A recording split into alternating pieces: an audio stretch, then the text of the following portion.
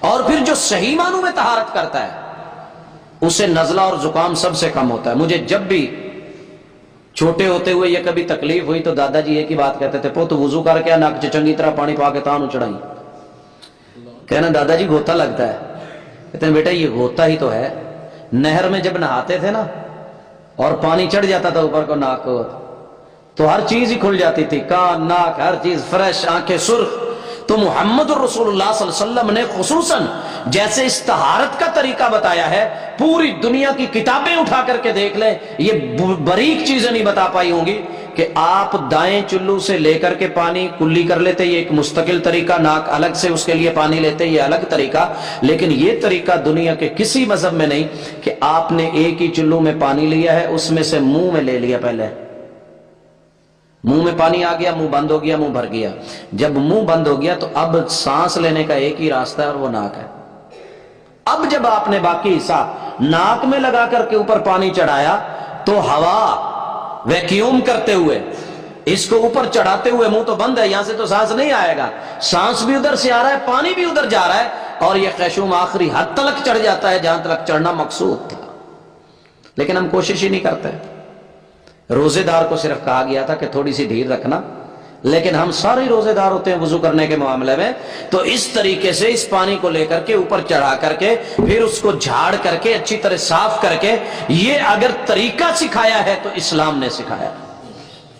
اس میں میڈیسن کے اعتبار سے جسمانی اور فزیکلی جو ہمیں مفاد اور فائدے ہیں وہ اپنی جگہ پر ہیں, اس کے اوپر کتابیں لکھی جا چکی ہیں, لیکن ہم نے جو طریقہ سیکھا ہے اس میں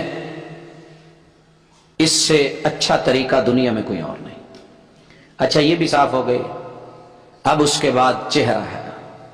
اللہ اکبر, پوری دنیا اس وقت چہرے پہ ہی مرتی ہے. سچی بات تو یہی ہے کہ اس چہرے نے بڑے بڑے گل کھلا رکھے ہیں, لیکن مومن کا چہرہ, مومن کا چہرہ. والدہ صاحب تھی عمرے پہ, میں نہیں چاہ رہا تھا ادھر کی کوئی بات کروں, لیکن بہرحال چلیں.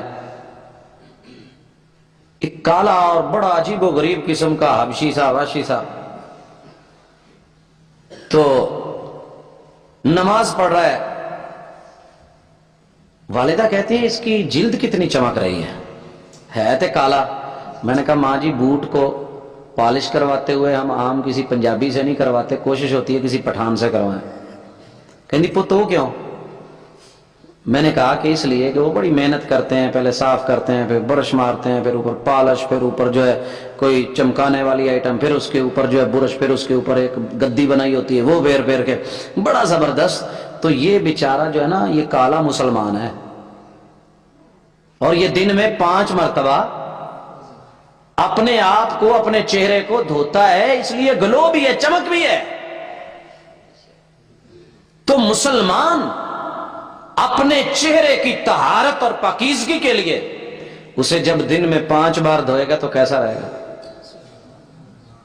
راستے میں تھا عبداللہ بھائی کا فون ہے, میں ایک ہاسپٹل کے اندر تھا, باہر نکلا تو 2 ریڑیاں کنوں کی لگی ہوئی تھی. ایک دے رہا تھا 200 روپے درجن اور دوسرا آوازیں لگا رہا تھا 120 روپے لے جاؤ. میں نے اس کو بھی دیکھا, اس کو بھی دیکھا. اس نے کیا کیا, صاف کر کے, دھو کر کے, چمکا کر کے اوپر ریڈ کلر کی لائٹ لگائی ہے, اس کا رنگ مزید نکھر رہا ہے. اور دوسرے نے پتہ نہیں جیسے منڈی سے آئے تھے, باغ سے اترے تھے, ویسے کہ ویسے دڑا لگایا ہوا, لے جاؤ 120 روپے. اب ان کی جلد, اس کے مسام, اس کے اوپر مٹی ہے, ریٹ کم ہے, اس نے دھو کر کے, صاف کر کے, اس کو پاکیزہ کر کے, جھریوں کے اوپر پالش, مزید اس کو رنگ دے کر کے, صبغۃ اللہ ومن احسن من اللہ صبغہ. جب یہ نکلے گا تو اس کی طہارت پھر اس چہرے کے اوپر کل قیامت کے دن زیور کی طرح چمکتا ہوا نور نہ ہو تو اور کیا ہوگا. خیر یہ وضو تو آپ کو آتا ہے, آپ کہتے ہوں گے اس نے کیا کیا باتیں شروع کر رکھی ہیں, ہم نے تو کچھ اور سننا تھا. آپ نے جو بھی سننا ہے نا اس کے لیے پہلے وضو ضروری ہے. اس لیے اس کے بعد چہرے کو اچھی طرح دھو کر کے, جہاں سے منبت الشعر ہے لا کر کے, آپ ان کٹ پٹیوں کے ساتھ لا کے, میں نے دنیا میں صرف مسلمانوں کی داڑھی نہیں ہوتی, سکھوں کی بھی ہے, یہودیوں کی بھی ہے, عیسائیوں کی بھی ہے, مختلف مذاہب داڑیاں رکھتے ہیں, بلکہ جو لوگ اللہ کو نہیں مانتے داڑیاں, ان کی بھی ہم نے داڑیاں دیکھی ہیں. لیکن ان کی داڑھیوں میں اور ہماری داڑھیوں میں فرق بڑا ہے, اللہ کا شکر ہے. یہ وہ داڑھی ہیں کہ جو گرمی میں اے سی کا کام دیتی ہیں اور سردیوں میں ماشاءاللہ ہیٹر کا کام دیتی ہیں. پوچھئے اس سے جس کی داڑھی ہے کہ جب وہ وضو کر کے اٹھ کے خلال کر کے اٹھتا ہے نا، نکلتا ہے، تو کتنی دیر ہوا گزر کر کے ماشاءاللہ دنیا کی کوئی بھی کسی بھی اچھے سے اچھے ایئر کولر کے اندر اتنی مہنگی آئٹم نہیں لگائی ہوگی وہ جالی جتنی اللہ تعالیٰ نے ایک مومن کو یہاں دے دی ہے. پاکیزگی، طہارت، صفائی، خلال، یہ بھی محمد رسول اللہ صلی اللہ علیہ وسلم نے سکھایا. پھر اپنے بازو کو دھونا. اچھا وضو کرنے والے کی یہ کونی دیکھیے گا، اور جس نے زندگی میں کبھی وضو نہیں کیا اس کی کونیوں کو کبھی چیک کر لینا، آپ کو بڑا فرق نظر آئے گا. دایاں بازو، پھر بایاں، اور پھر خصوصاً سر کا مسا. سر کے مسے پہ میری تو زلفیں خراب ہوتی ہیں، میں تو اس لیے نہیں کرتا. ٹھیک ہے نا. کچھ لوگ، آپ کو پتہ ہے کہ کچھ لوگ مسا یوں کرتے ہیں، ایک انگلی بھگوئی یہ مسا ہو گیا. یہ باقاعدہ مسلک ہے، ایک گروہ ہے کرتے ہی ایسے ہیں. میرے ساتھ میں ایران کا ساتھی وضو کر رہا تھا، اس نے پورا سارا وضو کر لیا اور آخر پہ جوتا اتارا، پاؤں کے اوپر یوں کیا مسا. میں نے کہا یہ بیچارہ ارجلکم والا ہے.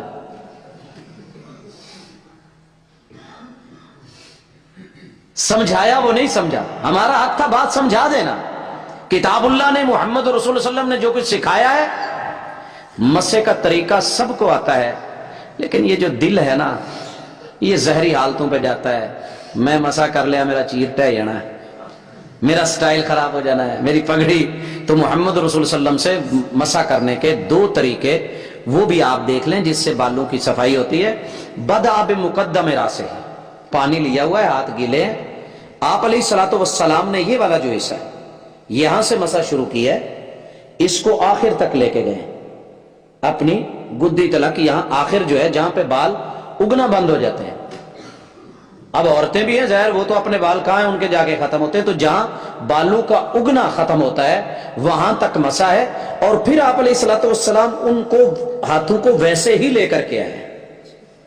اب جاتے ہوئے اوپر والا حصہ اور واپس آتے ہوئے نیچے تلک، اس کی جڑوں تلک جو ہے وہ ہاتھ پھرتا ہے. جتنی مرضی مٹی، گرد و غبار، اس طرح کے معاملے ہیں الحمدللہ یہ بھی فریش ہو جاتے ہیں، اور دن میں 5 مرتبہ ان کو صفائی اور پاکیزگی اور طہارت میسر ہوتی ہے. اور پھر ساری طہارتوں کا مقابلہ کر دیا گیا. ایک طہارت ایسی ملی مجھے رسول اللہ صلی اللہ علیہ وسلم کے دین میں، پاکیزگی میں، وہ کانوں کی تھی جو کسی بھی شخص کو، ایون کہ میں نے یوگا والوں کو بھی کرتے کرواتے نہیں دیکھا. اگر کوئی بیٹھا ہو اسے پتا ہو تو میری رہنمائی کر دے. لیکن میں نے کوشش کی، اور وہ ہے کہ یہ انگلی گیلی ہے اور انتہائی باریک بینی کے ساتھ اسے کانوں کے اندر سوراخ میں لگا کے، بڈ ملتے ہیں نا چائنا والے، وہ اوپر روئی لگی ہوتی ہے، وہ اندر تک چلے گئے وہ تو کر لے، لیکن یہ والے حصے پورے کے پورے گھما کے جہاں جہاں اس کے جو درزیں اور دراڑیں اللہ نے بنا ڈالی ہیں کتنی عمدگی کے ساتھ اس کو لکھ کے باہر، پھر پیچھے سے انگوٹھوں کے ساتھ اس کو مکمل کر دیا گیا. الحمدللہ وضو کرنے والا، دین اسلام کی طہارت لینے والا، اس کے کان بھی صاف ستھرے، کان بھی. میرے ساتھ ایک پروفیسر صاحب ہیں، وضو ان کے شاید مقدر میں نہیں ہے، ان کے کانوں کے اندر اکثر میل اور کھپ جمی ہوئی ہوتی ہے. میں انہیں روزانہ تھوڑی تھوڑی توجہ دلاتا ہوں. میں نے کہا بھائی وضو کیا کرو. ایک دن غصے میں آ گئے، مجھے کہنے لگے تیرا مطلب کیا ہے، کیا آکھنا کیا چاہنی میرے کو، دیرا غازی کھا کیا ہے، میں کو کیا تو وضو کروائی کھڑی ہے، جیڑے ویلے مل دیا کہ وضو کیتا کر. میں پھر چپ ہو گیا. میں نے کہا یار میں نے غلط تو نہیں کہا، تو وضو کیا کر. ابھی ان کی شادی کو سال ہوا ہے. جب شادی ہوئی نا تو شادی کے بعد میرے سامنے آ کے ہنسنے لگ گئے. میں نے کہا خیر ایسا ہی آج کھل دے بیٹھو. اونچی اونچی مسکرانے لگے، کہکا لگا کے کرسی پہ پیچھے گئے. تو میں نے کہا بھائی کھیل لے، شوگر میں لے، خیر ہے آج بہت خوش بیٹھے رہے. تو کہنے لگے یار جو بات تو مجھے کہتا تھا نا مجھے سمجھ نہیں آتی تھی، میری کل بیوی نے کلاس لی ہے.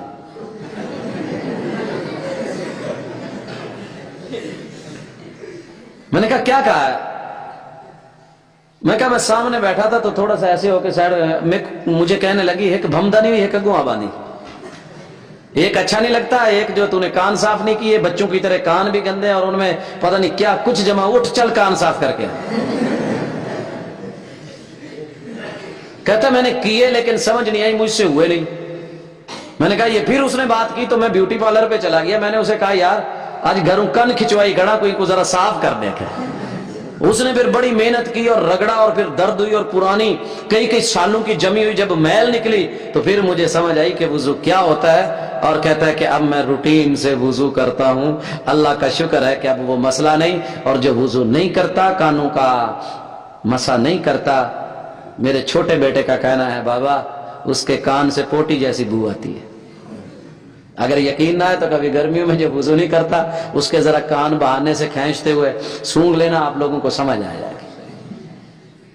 تو اسلام پتہ بھی نہیں چلنے دیتا، اور چھوٹی چھوٹی چیزوں کے اندر خوشبو، عطر، معطر، پاکیزگی، اور اللہ تعالیٰ نہیں۔ اس کے بعد محمد رسول اللہ صلی اللہ علیہ وسلم نے پاؤں دھوئے ہیں اور اتنی باریکی سے دھوئے، خلال کر ڈالا، ایک ایک انگلی کا خلال۔ علی پور چٹھا میں پچھلے جمعے ایک مسئلہ بنا، امام صاحب نے وضو کیا، وضو کرنے کے بعد آ کے خطبہ دیا، خطبہ دینے کے بعد کہنے لگے کہ یار 1 منٹ ٹھہرو میں وضو کر کے آتا ہوں پھر جماعت کرواتا ہوں۔ انسان ہے، وضو کر کے آیا، تازہ تازہ آ کے مصلی پہ کھڑا ہوا، تکبیر ہوگی، اللہ اکبر کہہ کے نماز شروع کروا دی۔ جب سجدے میں گیا تو ہماری نظر بھی تو اللہ کا شکر ہے نا کہیں کی کہیں گئی ہوتی ہے، ہمیں تو حکم ہے نا سجدے والی جگہ پہ نظر رکھیں، لیکن ہم نے بھی ہر جگہ دیکھنی ہوتی ہے۔ تو مقتدی کی پیچھے سے پچھلی سب سے نظر پڑ گئی کہ امام صاحب کے پاؤں کا کچھ حصہ ٹخنے کے نیچے خشک ہے۔ اب اسے پوری نماز میں یہی وسوسہ لگا رہا۔ امام صاحب نے جب سلام پھیرا تو کہتا ہے امام صاحب آپ کے پاؤں کا کچھ حصہ خشک تھا، آپ کی تو نماز نہیں ہوئی، اب ہمارا کیا حکم ہے؟ دیکھیے اسلام اتنا حساس ہے، مسئلہ کیا تھا ایک الگ، لیکن اس کو ماننے والے کہ اگر پاؤں کا تھوڑا سا حصہ بھی خشک رہ گیا، محمد رسول اللہ صلی اللہ علیہ وسلم نے کتنی تاکید فرمائی تھی کہ یہ جہنم میں جل سکتا ہے، یہ جہنم میں۔ وضو کرنا ہے تو پورا کرو، صحیح کرو۔ الوضوء فی الصبرات، سرد ترین موسم اور ٹھنڈا پانی ہے، گیزر نہیں ہے، گیس نہیں، کچھ بھی نہیں، وضو پھر بھی مل مل کے پورا کیا جائے۔ میں محمد صلی اللہ علیہ وسلم ضمانت دیتا ہوں کہ اللہ مشکل وقت میں اس کی مشکل کو ٹال دے گا، اس عمل کی وجہ سے اس کے لیے وہ کفارہ بنا دے گا۔ اچھا جی وضو ہو گیا، اب وضو کے بعد اگلا مسئلہ ہے کہ طہارت کی کہاں ضرورت پڑتی ہے۔